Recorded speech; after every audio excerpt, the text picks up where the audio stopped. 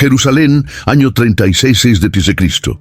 El aire olía a incienso, polvo y sangre seca. Sobre las losas del templo, entre el murmullo de oraciones y el tintineo de monedas de los cambistas, avanzaba un hombre cuya sola presencia helaba la sangre. No era alto, pero irradiaba una intensidad feroz.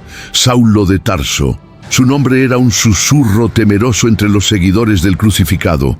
Llevaba en sus manos pergaminos sellados por el sumo sacerdote, cartas de muerte con destino a Damasco. Su misión, aplastar el camino, esa herejía que proclamaba a un carpintero ajusticiado como el Mesías. Saulo no dudaba. Su fe era un yunque, rígida, incandescente, forjada en el fiero estudio de la ley bajo el gran Gamaliel. Para él, los nazarenos eran traidores, un cáncer que corrompía el alma de Israel. Cada grito sofocado en una piedra, cada hogar allanado bajo su supervisión, era un acto de ceal, de celo puro por el Dios de sus padres. Recordó con amarga satisfacción el rostro aterrorizado de Esteban, el primero en morir lapidado bajo su mirada aprobatoria. Blasfemos, había rugido aquel día, custodiando los mantos de los verdugos. Ahora, la caravana se preparaba al amanecer. 10 soldados romanos, mercenarios de rostro curtido, ajustaban sus corazas bajo un sol ya inclemente. Sus compañeros fariseos, de mirada dura como pedernal, cargaban las provisiones. Saulo montó su caballo, una bestia nerviosa que parecía sentir el fuego que ardía en su jinete. Sus ojos, oscuros y penetrantes como pozos sin fondo, escrutaron el horizonte hacia el norte, Damasco. Allí, en las sinagogas de la ciudad de los oasis, se escondían más ratas. Los traería de vuelta, encadenados, para que Jerusalén los juzgara. En marcha, ordenó, su voz un latigazo en el aire quieto. Los cascos repiquetearon sobre el empedrado, saliendo de la puerta de Damasco, dejando atrás la ciudad santa y sumergiéndose en la vastedad abrasadora de Judea. El camino serpenteara entre colinas peladas y barrancos pedregosos. El sol, implacable, convertía la armadura de los soldados en hornos portátiles. El polvo, fino como harina de muerte, se adhería a la garganta, a los ojos, a las grietas de la piel. Saulo cabalgaba al frente, inmutable. Su mente era un torbellino de citas de la Torá, argumentos para refutar a los herejes, planes para infiltrar las sinagogas. La certeza de su causa lo alimentaba más que el agua escasa. Días de viaje se fundieron en un paisaje monótono de tierra agrietada y cielos despiadadamente azules. Cruzaron aldeas donde los niños huían al ver las armaduras y pozos de agua salobre que apenas calmaban la sed. La tensión era palpable, no por el peligro exterior, sino por la impaciencia de Saulo. Cada hora de viaje era una hora perdida en su santa cruzada.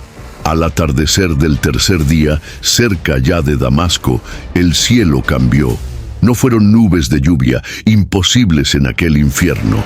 Fue una luz que no venía del sol.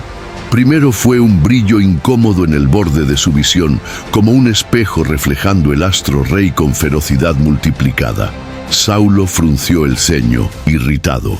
Un espejismo más del calor, pero el resplandor creció, envolvente, cegadora, imposible de ignorar. Los caballos relincharon, desbocados. Los soldados gritaron, cubriéndose los ojos con brazos temblorosos. El mundo, el polvo, el camino, todo desapareció tragado por una blancura absoluta, un fuego frío que penetraba los párpados cerrados. Saulo intentó gritar una orden, pero el sonido murió en su garganta. Entonces, en el centro mismo de aquel universo de luz desgarradora, una voz resonó. No era un sonido en sus oídos, era una vibración en sus huesos, en su alma, en cada átomo de su ser. Una voz que no dejaba resquicio para la duda, para la interpretación, para el fanatismo ciego. Saulo, Saulo, ¿por qué me persigues? Fue como si el mismísimo trono de la gloria se hubiera desplomado sobre él. La pregunta no era una acusación, era un hecho demoledor, una verdad tan inmensa que destrozó en 1000 pedazos la certeza que había sido el pilar de su vida. ¿Perseguir a quién? ¿A él? El terror, un terror sagrado y abismal como nunca había sentido, lo paralizó. Su cuerpo, rígido en la silla un instante antes, perdió toda fuerza. La luz lo envolvió. La voz resonó en el vacío de su ser destrozado, y Saulo de Tarso, el cazador implacable, cayó como un peso muerto del caballo, golpeando la tierra polvorienta del camino a Damasco. La oscuridad, repentina y absoluta, lo atrapó antes de que su cuerpo dejara de rebotar. Todo fue silencio, salvo el galope descontrolado de su caballo perdido en la tormenta de luz que aún envolvía al grupo.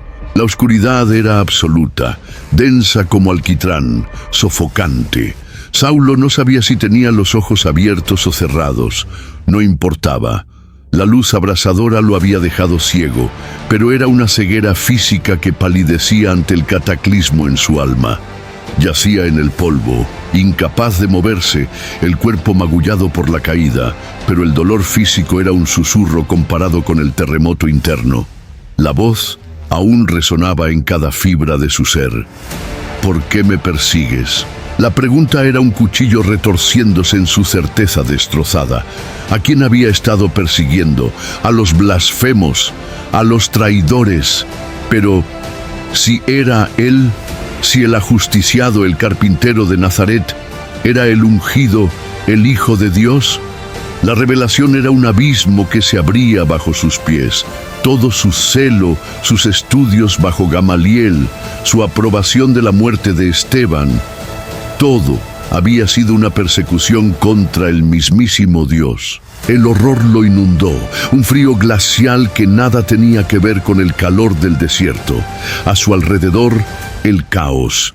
Los soldados romanos, recuperándose de la cegadora explosión de luz, gritaban confundidos.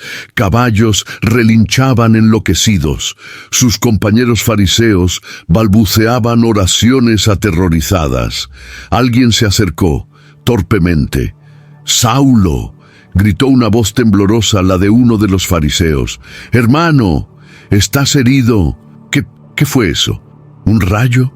¿Un castigo divino?» Saulo intentó hablar, pero solo un gemido ronco salió de sus labios secos. Levantó una mano temblorosa hacia donde creía que estaba la voz, pero solo encontró aire denso y oscuro. No veo». La frase, apenas un susurro, fue como un golpe para quienes lo rodeaban. El implacable cazador, el hombre de hierro, yacía ciego y quebrantado en el polvo. «¡Ciego!», exclamó otro con un tono entre la lástima y el miedo supersticioso. «La luz lo ha dejado ciego». Las órdenes se sucedieron confusas. Los soldados romanos, pragmáticos pero visiblemente alterados, tomaron el mando. Saulo fue levantado con brusquedad, sus brazos sobre los hombros de 2 mercenarios, cuya armadura fría y sudor acre eran lo único que podía percibir con claridad. Lo guiaron como a un inválido, arrastrando los pies sobre la tierra que horas antes había pisado con la arrogancia del perseguidor. El camino a Damasco, antes símbolo de su misión triunfante, se convirtió en una procesión humillante hacia lo desconocido. El polvo le sabía a ceniza. Cada paso resonaba en la oscuridad de su mente como un recordatorio de su caída.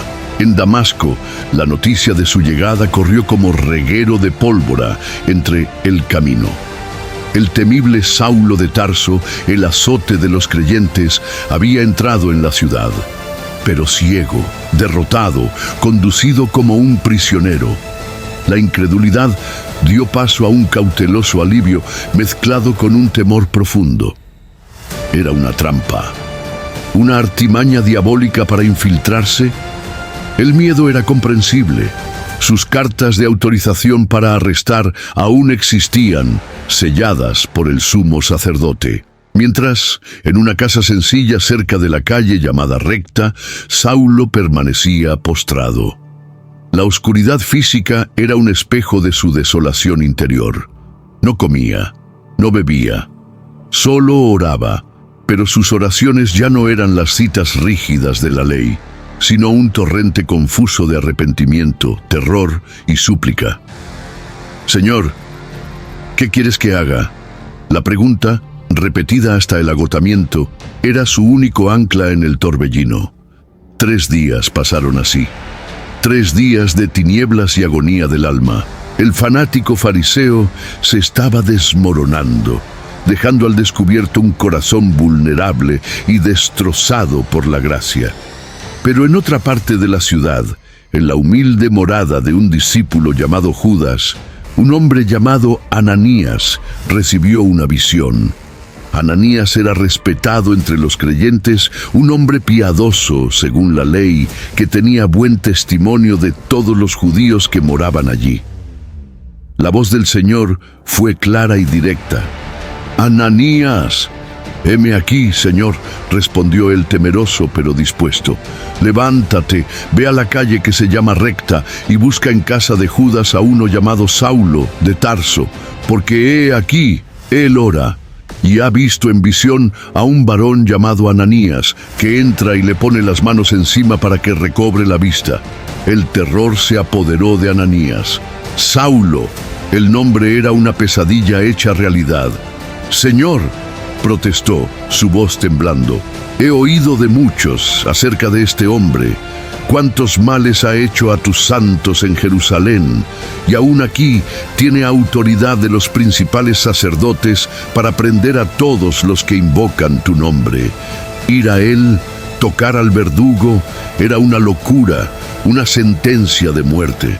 Pero la voz del Señor fue firme, transformando el temor en misión. «Ve, porque instrumento escogido me es este para llevar mi nombre en presencia de los gentiles y de reyes y de los hijos de Israel, porque yo le mostraré cuánto le es necesario padecer por mi nombre». Ananías respiró hondo. La orden era clara, ineludible, aterradora. La fe y el miedo libraron una batalla feroz en su pecho. Tomó su manto. Sus manos temblaban ligeramente. Cada paso hacia la casa de Judas en la calle Recta era un acto de valentía sobrenatural. Se detuvo ante la puerta, su corazón golpeando como un tambor de guerra. Al otro lado de esa puerta estaba el enemigo más temido, o quizás, como había dicho el Señor, un instrumento escogido. Respiró una última vez. Invocó fuerzas que no sentía propias y alzó la mano para llamar. El golpe en la puerta resonó en el silencio opresivo de la habitación. Saulo, aún postrado en la penumbra de su ceguera, se estremeció. ¿Quién sería? ¿Los soldados romanos? ¿Sus compañeros fariseos, quizás avergonzados o llenos de preguntas que él no podía responder? La voz de Judas, el dueño de casa, se escuchó al acercarse, llena de cautela. El murmullo de voces bajas llegó hasta Saulo como un zumbido lejano, indescifrable. Su corazón, ya golpeado por la revelación y la desesperación, latió con fuerza salvaje. El miedo, un viejo conocido que ahora vestía nuevas formas, lo atenazó. ¿Sería el fin? ¿Vendrían a acabar con el cazador caído en desgracia? Entonces, la puerta de la estancia se abrió. Un peso en el aire, una presencia que Saulo no podía ver, pero sentía con una intensidad abrumadora. No era la hostilidad que esperaba. Era temor, resolución, algo distinto, algo que vibraba con una extraña autoridad. «Saulo, hermano». La voz de Ananías tembló ligeramente al pronunciar esa palabra inaudita dirigida al perseguidor, pero continuó, sostenido por una fe más grande que su terror. «El Señor Jesús, que se te apareció en el camino por donde venías, me ha enviado para que recobres la vista y seas lleno del Espíritu Santo».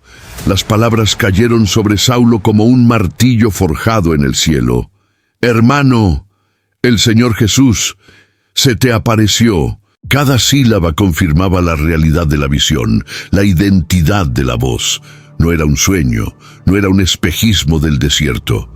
Era él, y este hombre, Ananías, venía en su nombre. Un torrente de emociones contradictorias lo arrastró, vergüenza abismal por su pasado, un asombro rabioso por la misericordia que no merecía, y una esperanza tan frágil como un hilo de seda, pero brillante. Antes de que pudiera articular palabra, sintió las manos de Ananías posarse sobre su cabeza. Eran manos callosas, de trabajador, pero en ese instante fueron conductos de un poder divino.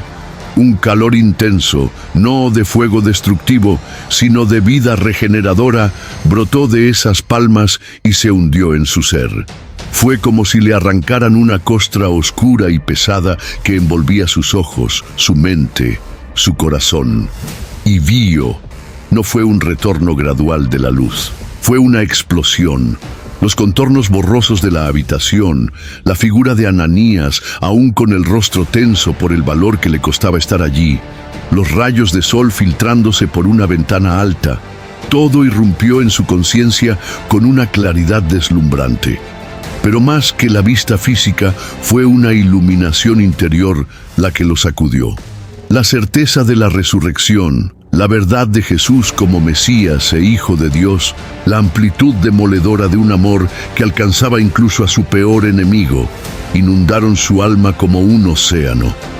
El Espíritu Santo, la fuerza misma de Dios que había resistido con furia, ahora lo llenaba, lo transformaba, lo poseía con un propósito nuevo y abrasador. Las lágrimas brotaron, limpias, arrastrando el polvo del camino y la amargura de una vida dedicada a la persecución equivocada. Cayó de rodillas, no por debilidad, sino por una abrumadora sensación de gracia. ¡Señor!, gritó, su voz ahora fuerte, cargada de un éxtasis y un dolor purificador. Aquí estoy. ¿Qué quieres que haga? Ananías, viendo el milagro, el arrepentimiento auténtico y la luz nueva en esos ojos antes tan duros, sintió su propio miedo disolverse, reemplazado por una alegría asombrosa. «Levántate, Saulo», dijo, ayudándole con una mano firme, su propia voz ahora serena. «Y sé bautizado, lavando tus pecados, invocando su nombre». En las aguas frescas de un estanque o una tinaja de bautismo, Saulo de Tarso murió. El hombre lleno de celo farisaico, el perseguidor implacable, el orgulloso erudito de la ley, se sumergió en la muerte simbólica con Cristo, y Pablo nació. Surgió de las aguas un hombre nuevo, respirando con los pulmones del Espíritu, con un corazón quemado por un amor divino que ahora comprendía, al fin, en toda su profundidad insondable. El instrumento escogido estaba forjado. Los primeros días en Damasco fueron un torbellino. Pablo no perdió tiempo. Con el mismo fervor con que antes perseguía el camino, ahora lo proclamaba. Fue directamente a las sinagogas, los mismos lugares donde había planeado cazar creyentes. Pero ahora su presencia causaba un impacto diametralmente opuesto. «Él es el Hijo de Dios», anunciaba, su voz resonando con una autoridad que dejaba atónitos a los judíos de Damasco. Citaba las Escrituras, los profetas, mostrando con pasión de converso cómo todo apuntaba a Jesús de Nazaret, el Mesías crucificado y resucitado. Sus argumentos, antes armas de destrucción, eran ahora herramientas de construcción, demoledores en su lógica inspirada. La incredulidad inicial dio paso al asombro, y luego, para muchos, a la fe. ¿No es este el que asolaba en Jerusalén a los que invocaban este nombre? ¿Y no ha venido acá para llevarlos presos ante los principales sacerdotes? El asombro se convirtió en testimonio poderoso. El perseguidor más feroz se había convertido en el predicador más ardiente.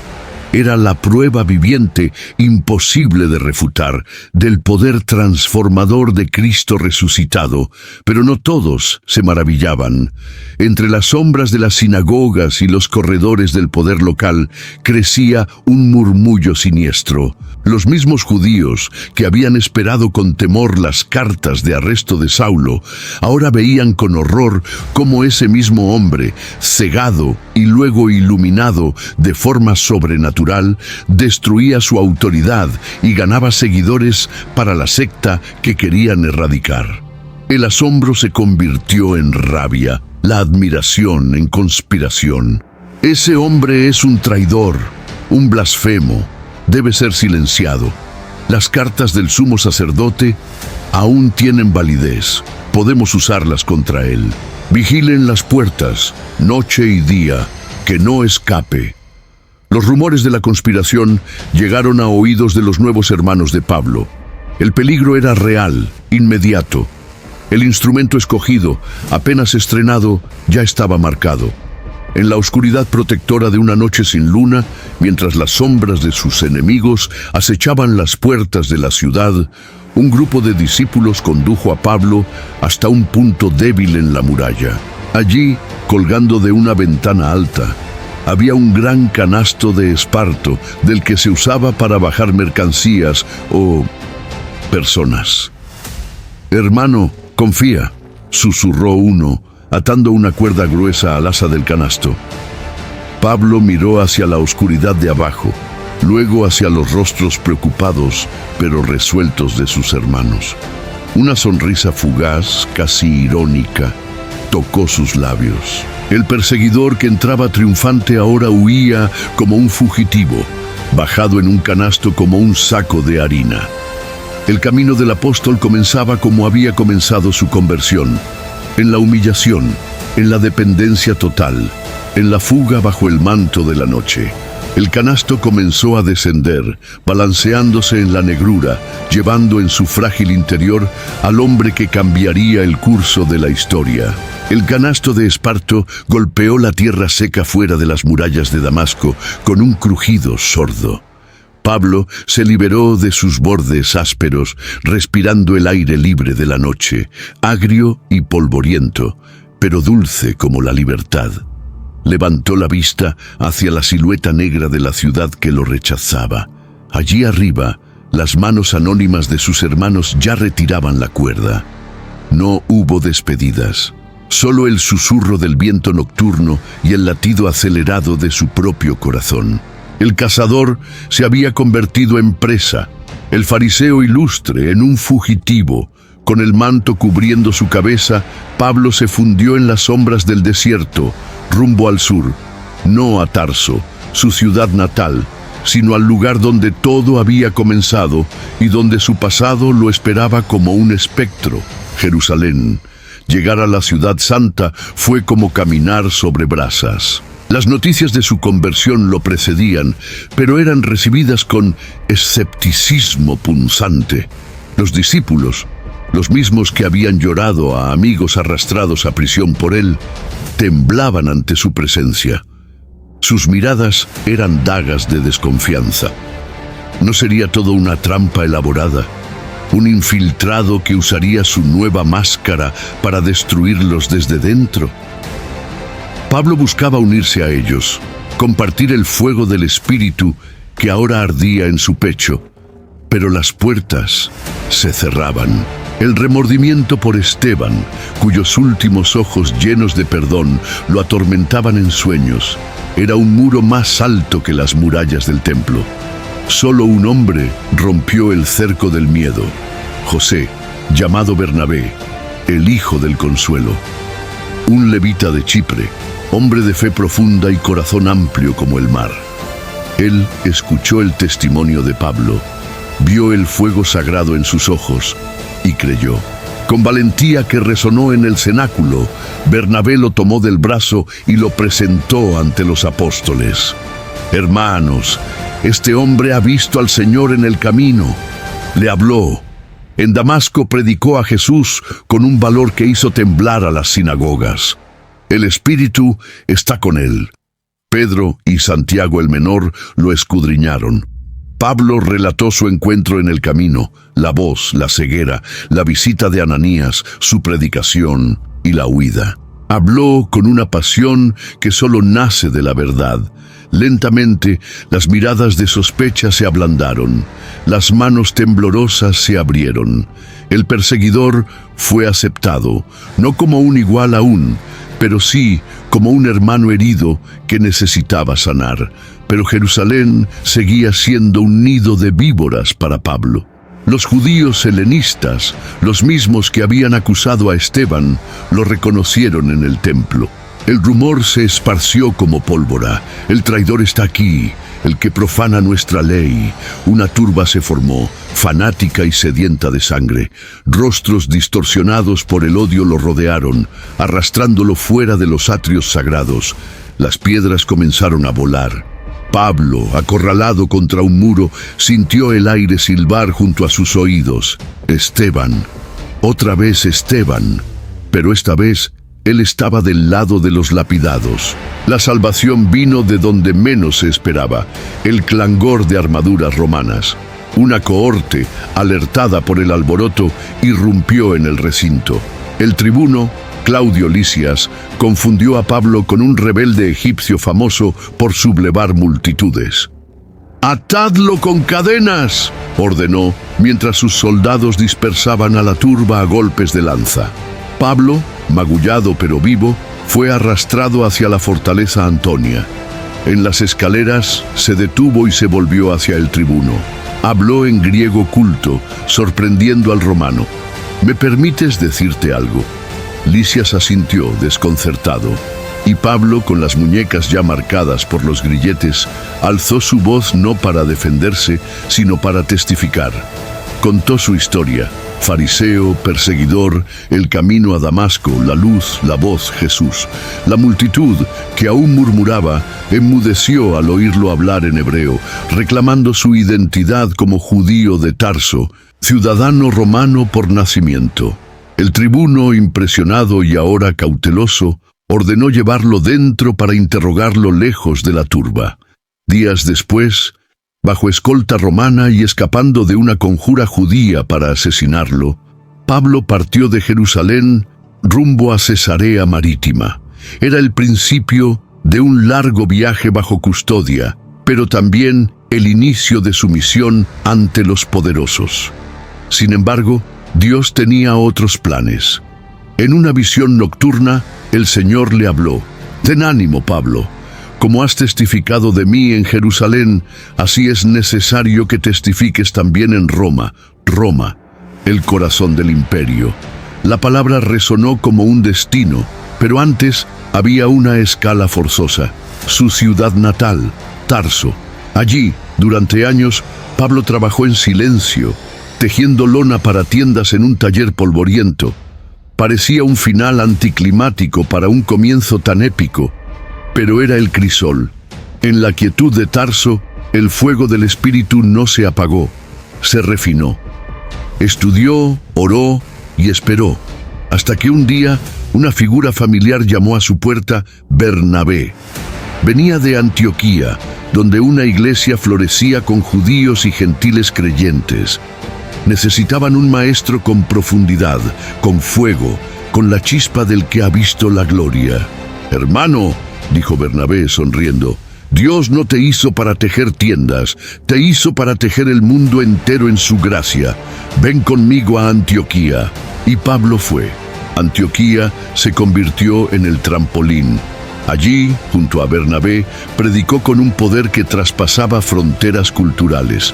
Fue allí donde los discípulos, viendo cómo este hombre transformaba a griegos, sirios y romanos, lo llamaron por primera vez con el nombre que resonaría por los siglos: Pablo, el pequeño, irónicamente, para un gigante de la fe. Antioquía lo envió, junto a Bernabé, en el primer viaje misionero. Navegaron a Chipre, donde enfrentaron a un mago. Recorrieron las montañas de Pisidia, donde los judíos los rechazaron, pero los gentiles abrieron sus corazones. Sanaron cojos, fundaron iglesias en Iconio, Listra y Derbe, y volvieron cargados de testimonios y cicatrices.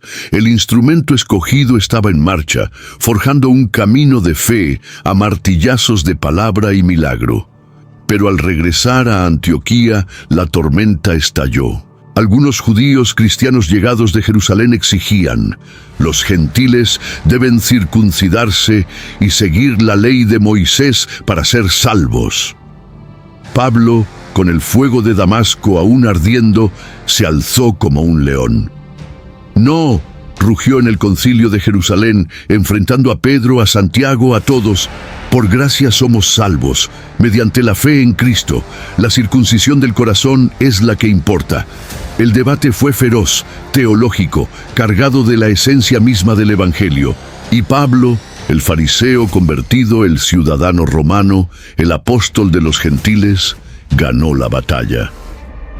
La carta que salió de Jerusalén liberó a los gentiles del yugo de la ley. Fue una victoria que cambió la historia del cristianismo, pero encendió la mecha de un odio mortal.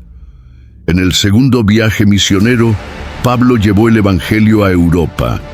En Filipos fue azotado y encarcelado, pero un terremoto divino abrió las cárceles y convirtió al carcelero. En Atenas debatió con filósofos en el Areópago, anunciando al Dios desconocido. En Corinto trabajó haciendo tiendas con Aquila y Priscila y fundó una iglesia vibrante en medio del vicio. Pero en Jerusalén sus enemigos servían de rabia. Lo veían como el gran corruptor, el que había roto las barreras sagradas. Decidieron acabar con él. Cuando Pablo regresó al templo para cumplir un voto, judíos de Asia lo reconocieron y levantaron al pueblo. «Israelitas, ayudad. Este es el hombre que enseña a todos en todas partes contra nuestro pueblo, la ley y este lugar. Y además ha metido griegos en el templo, profanando este santo lugar». El grito fue una chispa en un barril de pólvora. La multitud se abalanzó, arrastrándolo fuera del templo. Las puertas se cerraron de golpe. Pablo habría muerto linchado allí mismo si el tribuno romano Claudio Lisias, el mismo de años atrás, no hubiera intervenido de nuevo con sus soldados. Mientras lo llevaban a la fortaleza, Pablo gritó en griego al tribuno: «Permíteme hablarte». Lisias, sorprendido, preguntó: «¿Sabes griego? ¿No eres tú aquel egipcio que levantó a los 4000 sicarios?» «Yo soy judío», declaró Pablo, con voz que cortó el clamor. «De Tarso de Cilicia, ciudadano de una ciudad no oscura. Te ruego que me permitas hablar al pueblo». El tribuno asintió. Pablo se volvió hacia el mar de rostros enojados, subió las escaleras y alzó la mano. Un silencio pesado cayó sobre la multitud. Respiró hondo. El perseguidor, el fugitivo, el fundador de iglesias, el teólogo revolucionario, estaba a punto de dar su testimonio más peligroso. En hebreo comenzó: «Hermanos y padres, oíd ahora mi defensa ante vosotros». El hebreo fluido y apasionado de Pablo cortó el clamor como un cuchillo. Desde lo alto de las escaleras de la fortaleza Antonia, con las muñecas aún magulladas por los grilletes y la sombra de la turba sedienta de sangre bajo él, Pablo comenzó su defensa no ante un tribunal, sino ante la historia.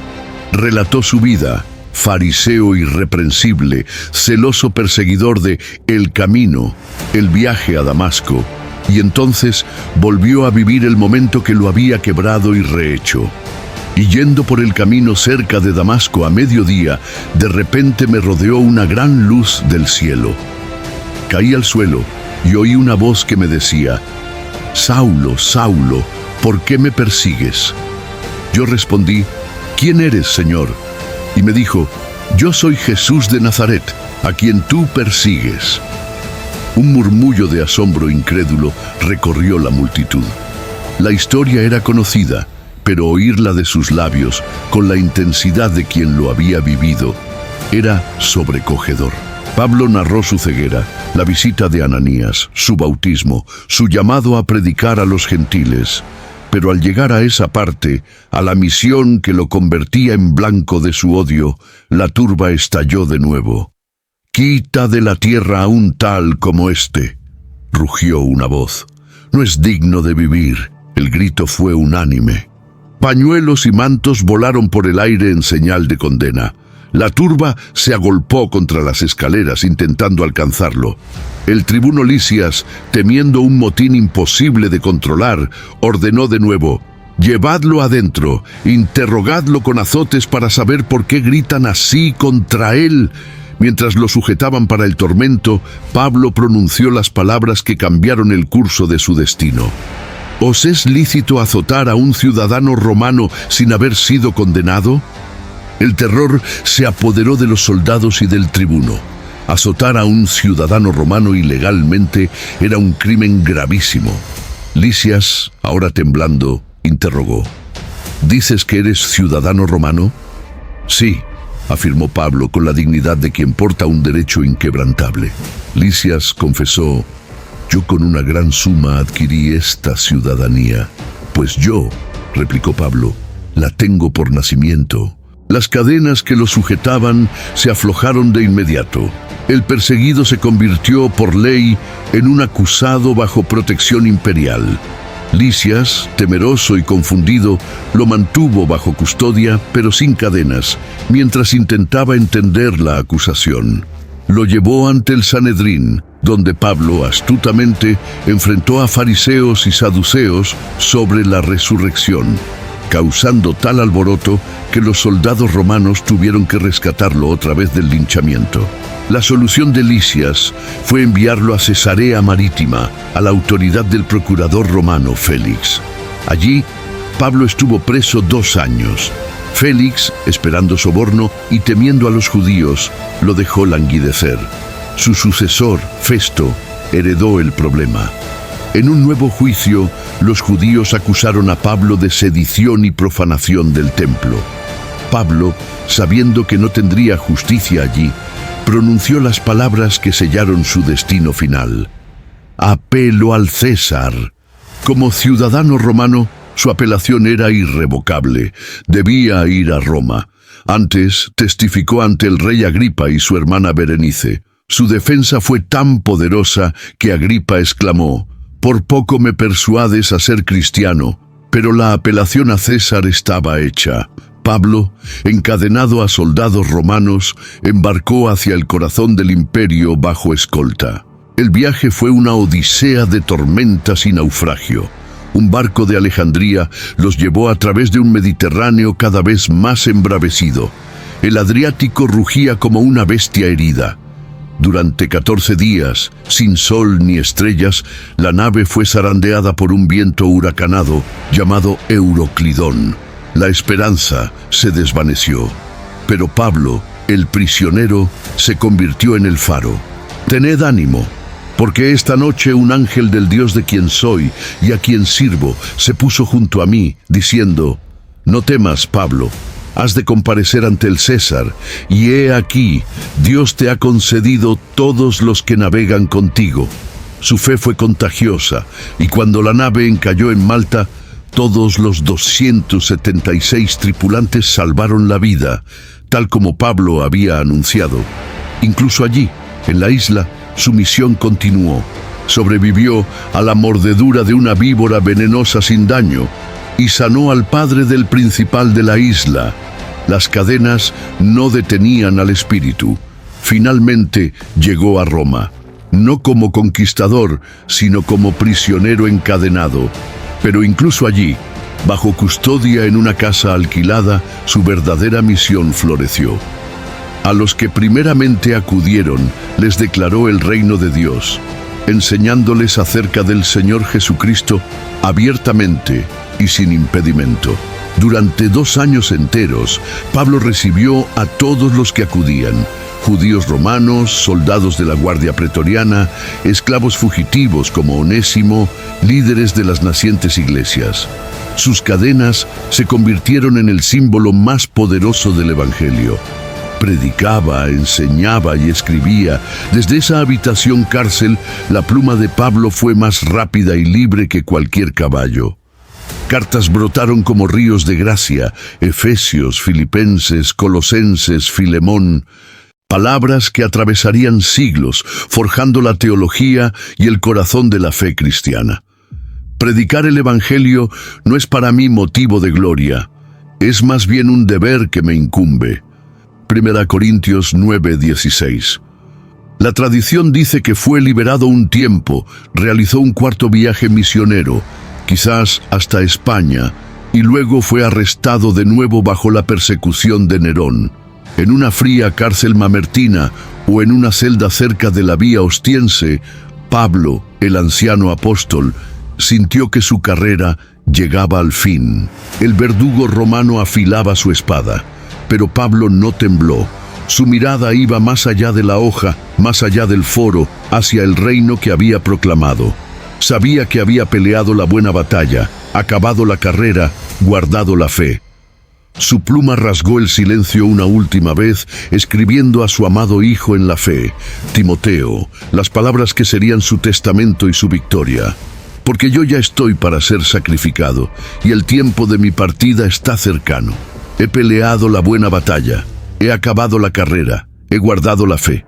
Por lo demás, me está guardada la corona de justicia, la cual me dará el Señor, juez justo, en aquel día, y no solo a mí, sino también a todos los que aman su venida. 2 Timoteo 4, 6, 8. El golpe de la espada fue rápido. La sangre del ciudadano romano, el fariseo, el perseguidor, el apóstol, el prisionero de Cristo, regó la tierra de Roma. Pero la muerte no tuvo la última palabra. Las cadenas se rompieron para siempre. Pablo de Tarso, el hombre que cayó de un caballo camino a Damasco y se levantó como columna de la iglesia, entró en la luz que una vez lo cegó, no como un fugitivo, sino como un conquistador, coronado por aquel a quien persiguió. Llamó hasta el fin. Su historia, escrita en cartas, persecuciones y la sangre de mártir, se convirtió en la piedra angular de una fe que cambiaría el mundo. El pequeño Paulus había sido hecho grande por la gracia. Su epopeya, desde el polvo de Damasco hasta la gloria eterna, había terminado y apenas comenzado. Si llegaste hasta aquí, no te olvides de suscribirte, de darle me gusta y activar la campanita para que te enteres cuando suba más video.